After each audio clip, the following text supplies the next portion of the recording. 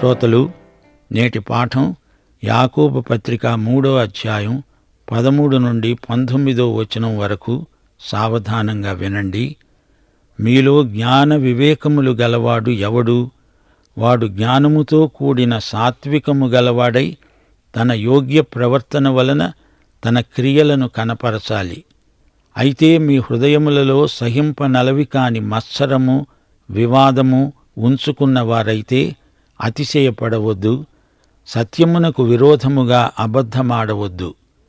ఈ జ్ఞానము పైనుండి దిగివచ్చునది కాక భూసంబంధమైనది, దయ్యముల జ్ఞానము వంటిది అయి ఉన్నది. ఏలయనగా మత్సరమును వివాదమును ఎక్కడ ఉంటాయో అక్కడ అల్లరి, ప్రతి నీచ కార్యము ఉంటాయి. అయితే పైనుండి వచ్చే జ్ఞానము మొట్టమొదట పవిత్రమైనది, తరువాత సమాధానకరమైనది, మృదువైనది, సులభముగా లోబడేది, కనికరముతో మంచి ఫలములతో నిండుకొనినది, పక్షపాతమైన వేషధారణ అయినా లేనిది. నీతి ఫలము సమాధానము చేసేవారికి సమాధానమందే విత్తబడుతుంది. శ్రోతలు, నాలుకను గురించి సుదీర్ఘమైన పాఠం మనం నేర్చుకున్నాము. జ్ఞాన వివేకములు గల విశ్వాసి సాత్వికుడు, యోగ్యుడు. అతని విశ్వాసం వాచా విశ్వాసం మాత్రం కాదు, క్రియా విశ్వాసం కూడా. విశ్వాసి నాలుక జ్ఞానాన్ని మాట్లాడుతుంది.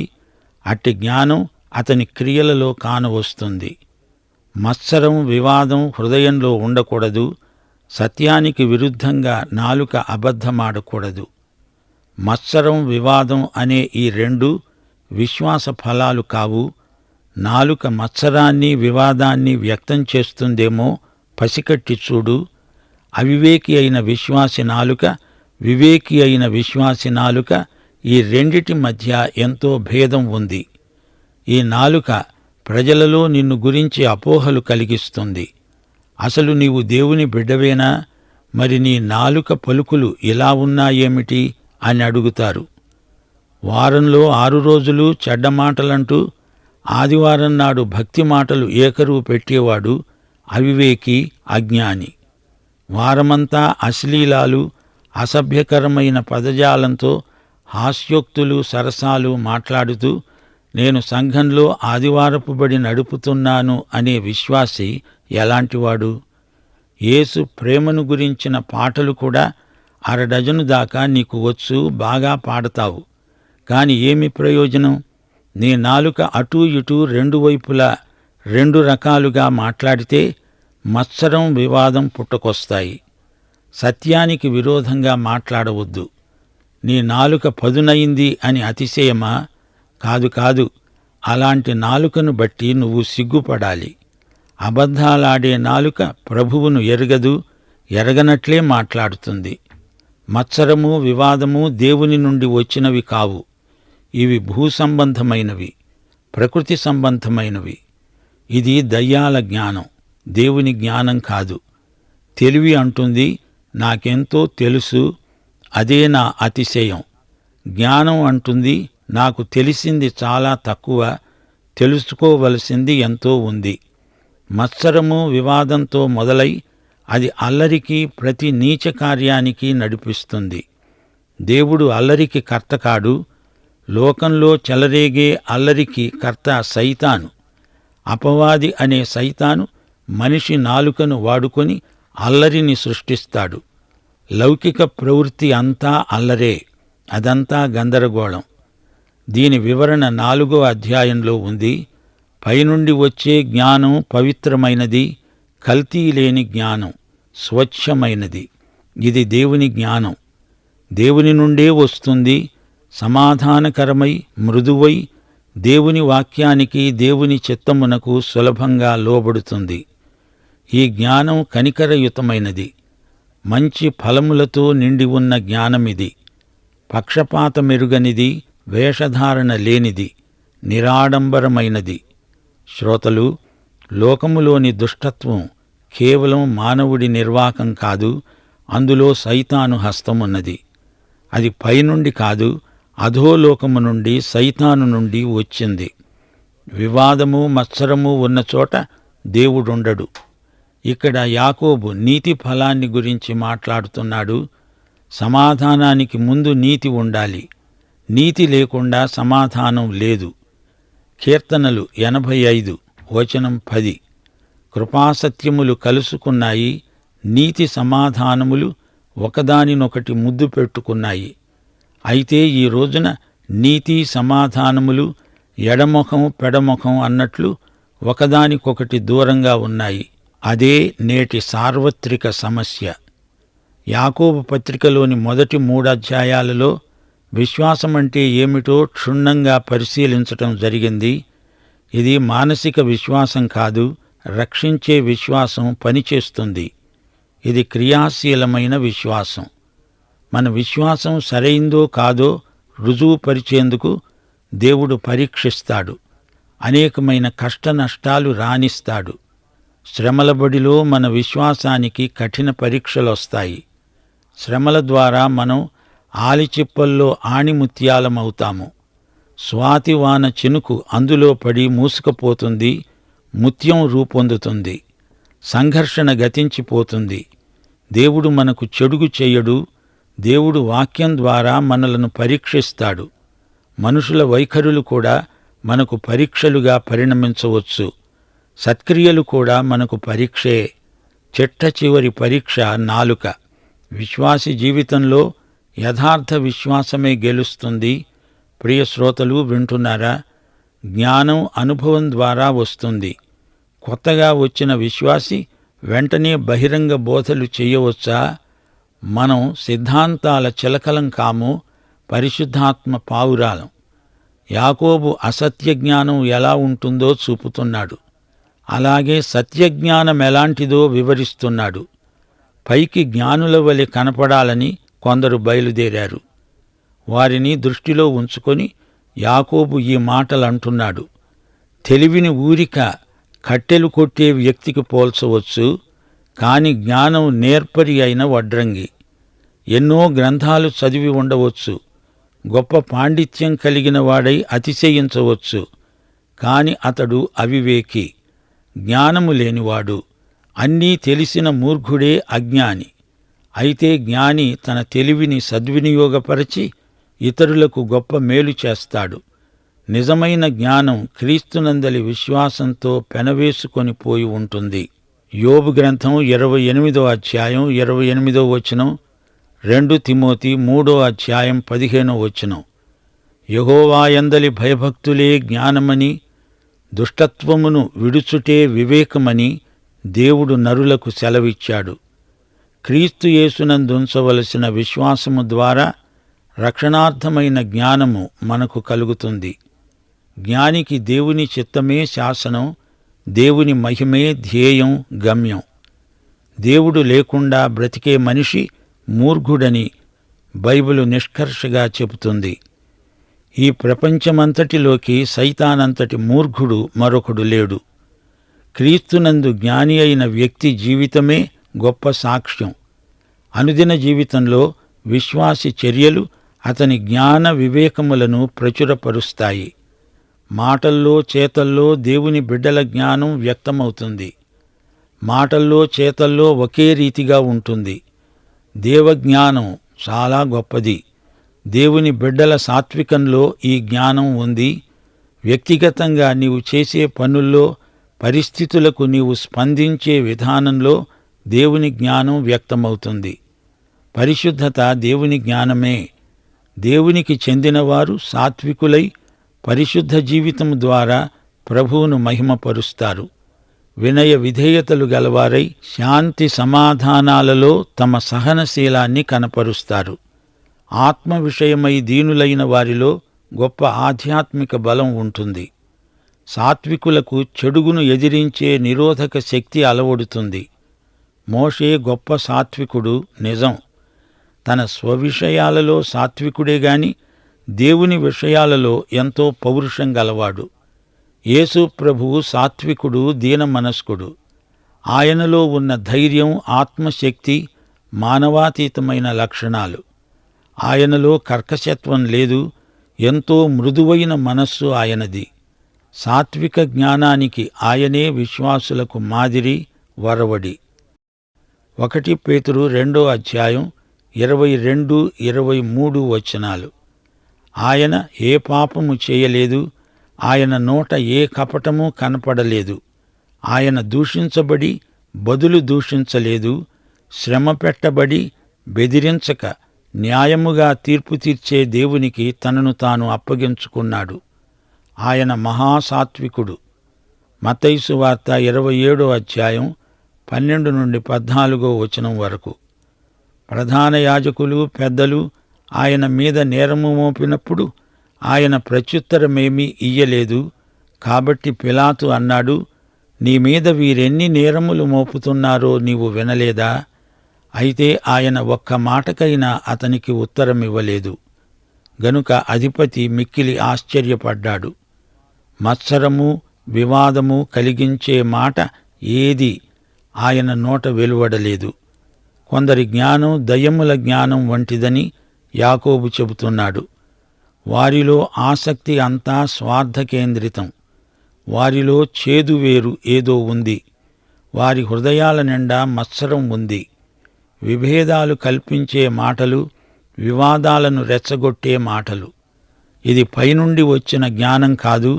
వారు సత్యాన్ని కాదు, తమను తామే సమర్థించుకోవడానికి మాట్లాడతారు. సువార్త పక్షాన అప్పుడప్పుడు మనము వాదిస్తాము, కాని వివాదం కోసం కాదు. అందరితో పోట్లాడి తన మాట నెగ్గించుకోవాలనే పట్టుదలతో కాక, దేవుని మహిమార్థమై వాక్యమును ప్రకటించే ఉద్దేశ్యంతో సమాధానపూర్వకంగా మాట్లాడాలి.